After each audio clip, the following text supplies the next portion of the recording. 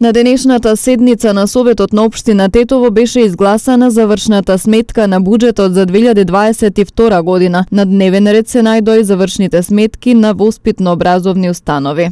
Значи денеска на 12-та седница на дневен ред ја имаме завршната сметка за 2022 година од буџетот на општина Тетово, заедно со годишниот извештај за искористените средства од буџетските резерви, кои се документи што ни бара Министерство за финансии и која е премиса за исполнување на законската обврска као Совет на општина Тетово.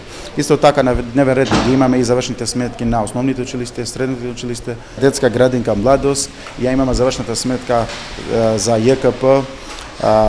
Што сакам да потенцирам тука за ЈКП е дека за 2022 година компанијата постигна да ги зголеми приходите од 76 милиони денари. Исто така се зголемени и расходите од 48 милиони денари, но поради покачување на цената на електричката енергија, нафтата, покачување на платите, вреди да се потенцира дека броевите, значи извештаите на ова предпријатие отидат на позитивно салдо.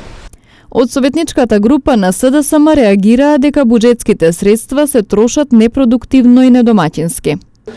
Да се одобруваат средства на предпријатијата во континуитет без контрола на работењето истото, посочува само на тоа како БЕСА и ДПМН ги користат парите на граѓаните за конформизам на своите партиски и некомпетентни кадровски решенија кои ги имаат узурпирано општинските јавни предпријатија.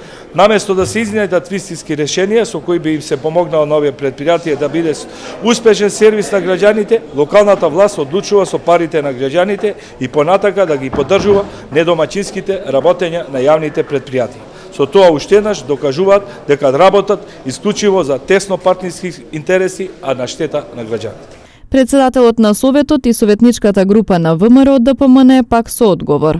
Тоа загуба ние само ја поминуваме као Совет, не е дека даваме поддршка или ја покриваме загубата. Јавните предпријатија ги наследивме со долгови од 28 милиони евра. Претходно знаеме дека државата им ги покри долговите на јавните на општина Тетово, половина од долговите, но недомаќински работеа СДСМ и ДУИ и направија нови долгови. Значи знаеме дека јавното комунално предпријатие имаше долг од 12 милиони евра. Предпријатието за паркинзи работа рентабилно, значи зголемена е наплатата во јавното комунално предпријатие, знаете дека тоа јавно комунално предпријатие се подели на 3. Се надевам дека со домаќинско работење и тоа јавно предпријатие ќе почне да работи рентабилно. На седницата се гласаше и за доделување финансиска помош.